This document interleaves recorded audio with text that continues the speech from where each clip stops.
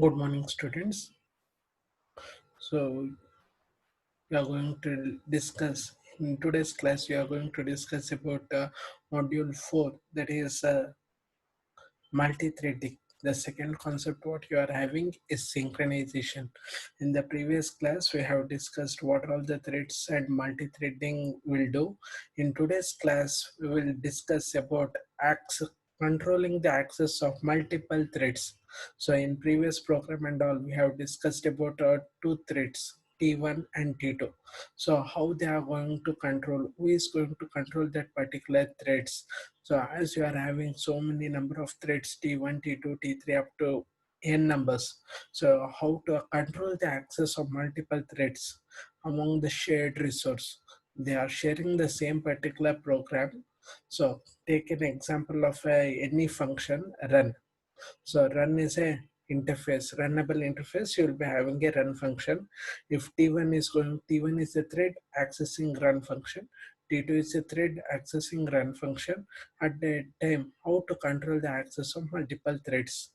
So at that time, we are going for a concept called as synchronization.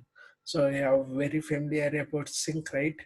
So syncing through Gmail settings, syncing Facebook post, everything and all. That means what the sync will do, it will going to refresh the particular things. So that is the same thing, sync. Okay, so as I have told, it is a capability to control the access of multiple threads to any shared resource. So it is the best option when we want to allow only one thread to access the shared resource. So Java saying if there are two threads or three threads, then you have to control the access. If it is only one thread, then it is a better option. So that is the Java synchronization. So why you are mainly using this Java synchronization? To prevent thread interference and to prevent consistency problem.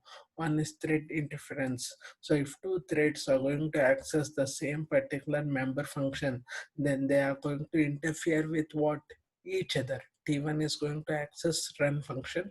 T2 is also accessing run function through a statement called t1.start and t2.start. At that time, to prevent the interference, you are making use of synchronization. And to prevent consistency, consistency means, so yeah, each and everything should be executed correctly without any error. That is the meaning of consistency. Okay, so now you come for types. So there are two types of synchronization. One is process, the other one is thread synchronization. So inside the process, threads will be running. Okay, so process synchronizations are same as thread synchronization, but the thing is inside the process you will be having threads are running, whereas in threads synchronization we consider each and everything as thread only. There will be no process. So which one is a very important for us is thread synchronization is very important.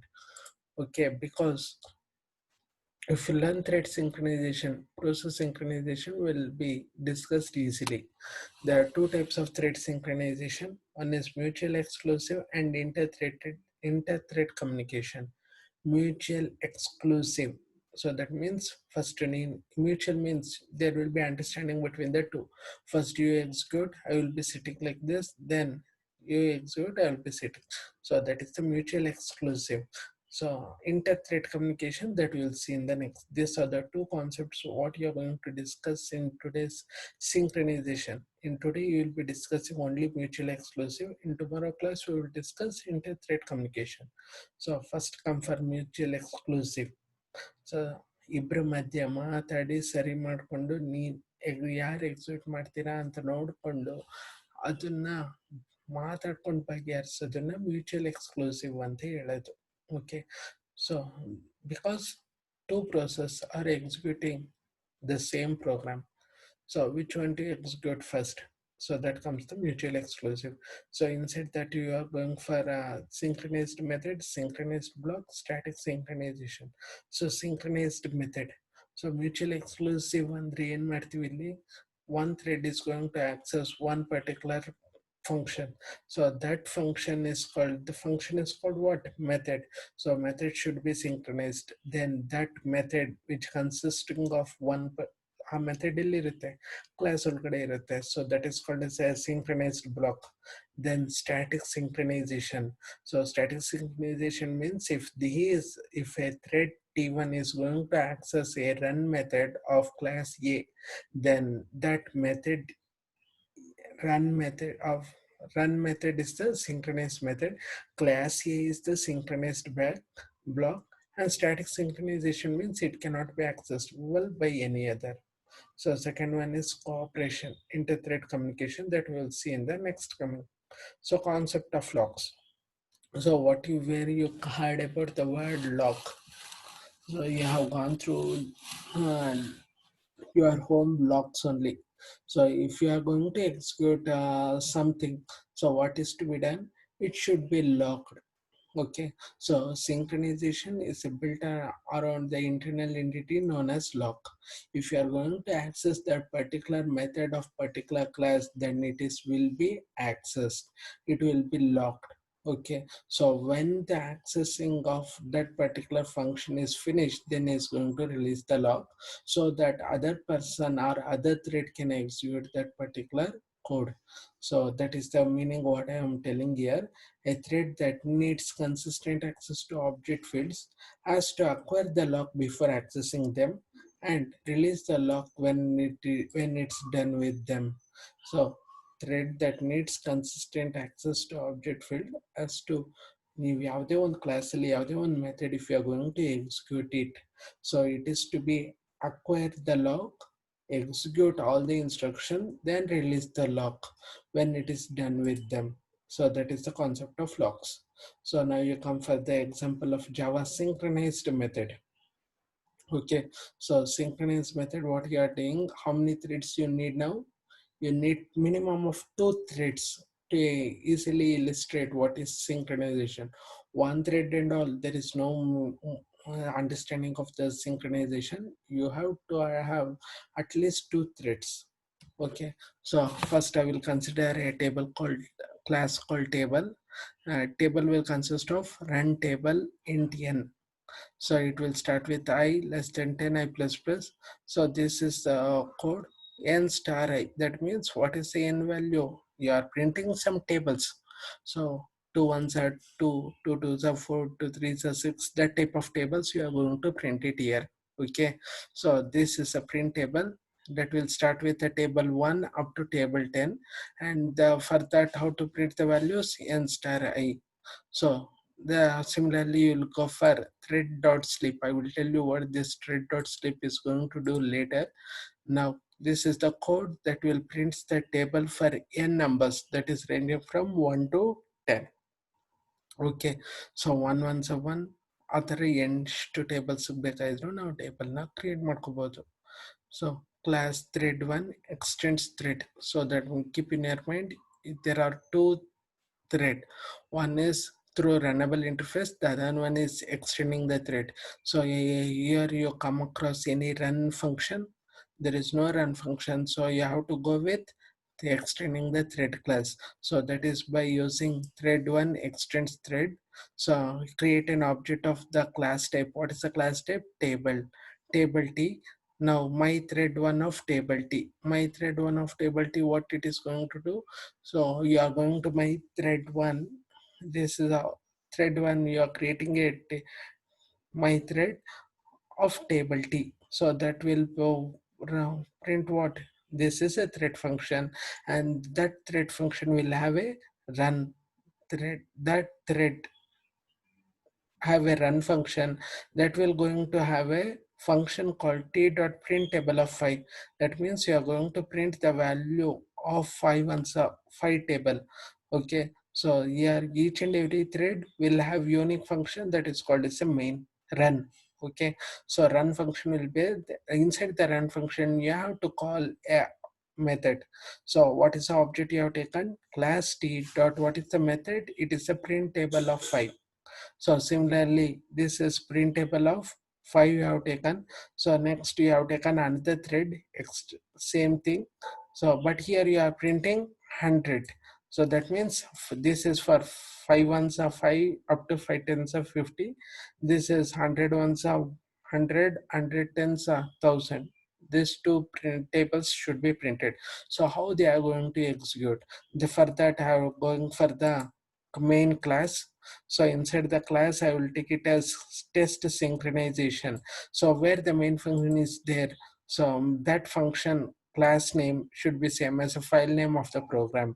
So as the main function is inside the class test synchronization, so your file name should be also test synchronization.java. So inside the main function you create an object of type table. Okay, here only one object you are creating. So thread T1 is also going to thread 1, my thread 1 is going to access obj only, my thread 2 is going to access obj only through an object called T1 and T2. So my thread T1 is equal to new my thread 1 of obj. So similarly you take it for T2, then you give T1 dot start and T2 dot start. So which one will be executed first, that you have to see here.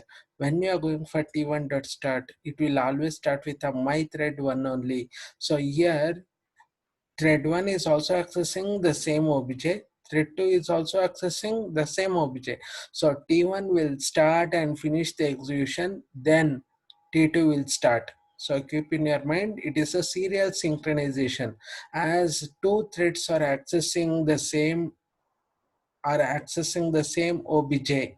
If there are different objs, means for thread T1, for thread my thread T1 obj1, thread T2 obj2, then it will be parallel execution. But here T1 is accessing the same obj and T2 is accessing the same obj. So you will be having T1 dot start, and when you give T2 dot start, first T1 is going to execute. So when T1, how many tables it has to print? 5 tables. So first it will print 5 ones are 5, 5 2 up to 5 tens are 50. And then it is going for a sleep for 400 seconds. So keep in your mind, thread dot sleep, after this particular thread is going to execute, it is going to sleep for 400 seconds. Okay, for every iteration I is equal to 1, first it will print 5, sleep for 400 seconds. Next again, for I is equal to 2, 5 star to 10, sleep for 400 seconds. So thread dot sleep of 400 seconds will be done. So you have to wait for your thread to finish. So similarly, once the T1 will finish, the T2 will start, that is printing the hundreds table. The same time, for every iteration, you'll be having a sleep for 400 milliseconds. So this is the synchronization. So here you are synchronizing. T1 is the first to execute and T2 is the second. You are controlling it. Okay. So now you come for the very important concept, very important for exam point of view. Why is main thread important? Write a Java program to create a multiple child threads and ensure that main thread is the last to stop. So ಅರ್ಥ ಮಾಡ್ಕೊಳ್ಳಿ, ಈ ಪ್ರೋಗ್ರಾಮ್ನ multiple Threads T1 T2 T3 ಎಷ್ಟಾದರೂ ಮಾಡಿ, start ಆಗ್ಬೇಕಾಗಿರೋದನ್ನು main thread ಇಂದಲೇ, stop ಆಗ್ಬೇಕಾಗಿರೋದು ಮತ್ತೆ main thread ಇಂದಲೇ. So as you program will start from main only, they are asking you to create a multiple child threads and ensure the main thread is the last to stop. So for that, this is the explanation why the main thread is important. Okay, Java Virtual Machine creates one user thread. So each and every program ನೀವು thread T1, T2, T3 ಅಂತ ಕೊಡ್ತಲೇ ಇದ್ರೂ, so ಈ Java consider each and every program as a thread only. So the default thread is main thread. So every Java program will consist of a function called main, right? So that one we are going to consider it as a main thread. So it is used to refer to the thread that is running whenever Java program runs. It calls the main thread because it is the first that starts the running when program begins. The other threads can be spawned. That means it can be controlled from this main thread. It is automatically created, but it is controlled by a program. So main thread should be the last thread to finish. Sometimes the system threads or AWT are running even after main thread dies. That means system threads will be running, .exe files will be running even after your program may die. How can one thread know when other thread has ended? Suppose there are T1 and T2 are the two threads. So T1, we are in the previous program, you come for this explanation. T1, it will print up to 1 to 10. So it will sleep for 400. Then how come T2 will know that T1 has completed its execution? So in order to, such that T2 should start. So in order two ways to determine whether the thread has finished or not, you'll be having two functions. One is boolean is alive, void join. So I will tell what this is alive and void join is going to do in next coming thing. So in coming program. So okay, so before, in order to know whether the T1 thread is completed or not, so you have to make use of which functions is alive and join function. These two are very, very important. For that, you're going to write the program for that. So now you come for the program part to create a multiple child threads and ensure that main thread is lost to stop. So that is the question we are going to have. Create a multiple child threads and ensure that last thread main thread is the last to stop. So for that I will be considering,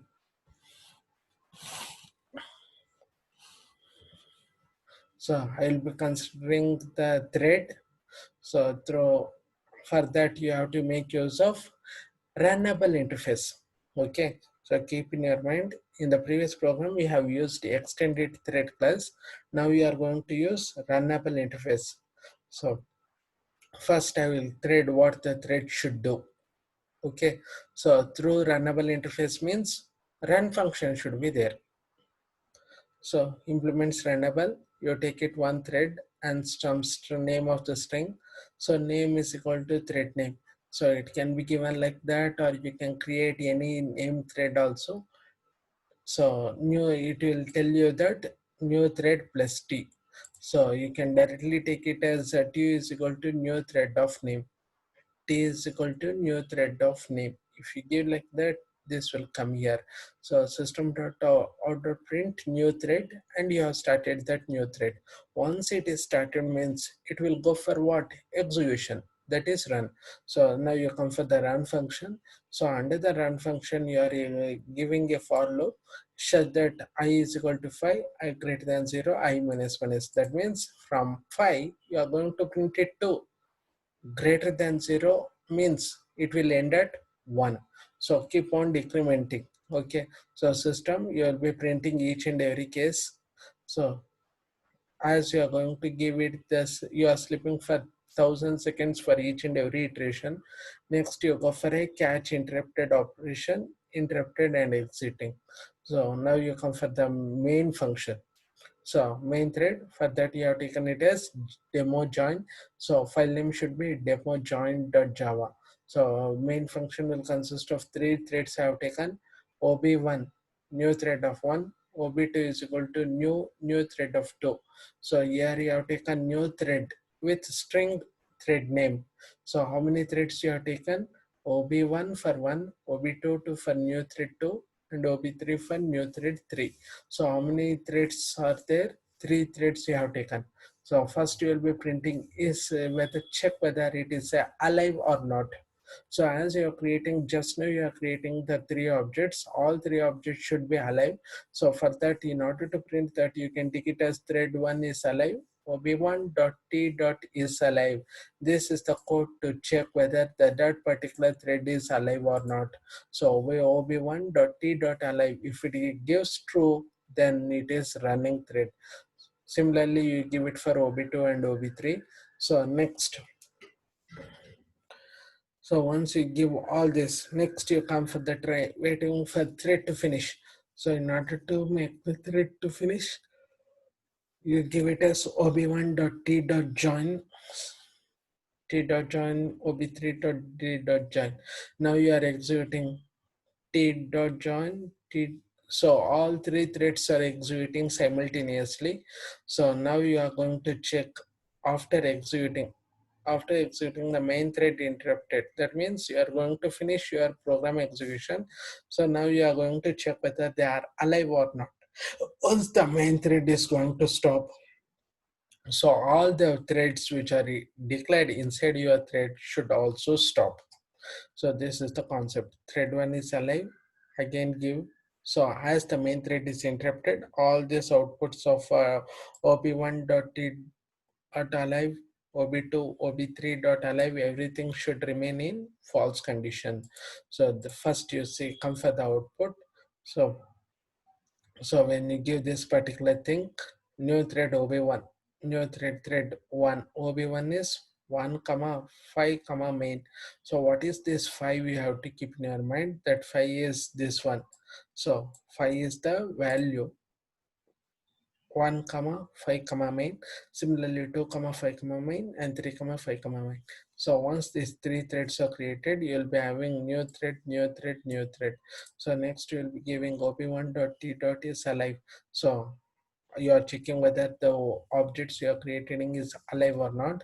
So all the three objects it is showing it is true, that means they are alive. So next waiting for threads to finish. So once you give join, so you'll be asked for, so you'll be asked first you will get 1 5 2 5 3 5, next 1 4 2 4 3 4. So similarly 3 2 1 everything is done. So now which one has completed finishing? It is one, everything is completed. Thread 1, thread 2, thread 3. So both are started with 1. That means up to 1 they keep on decrementing. So now this one who is going to exit first?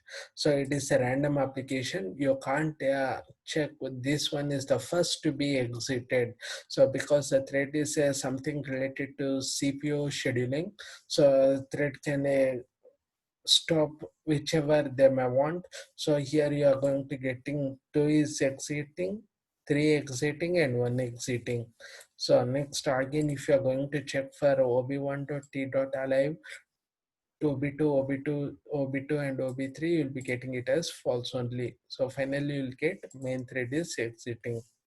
Okay, so this is the up to today's class. So in today's class we have gone with mutually exclusive. This concept what is there inside the thread synchronization, there are two. One is mutual exclusion, the other one is inter-thread communication. So inter-thread communication we will discuss in the next coming class.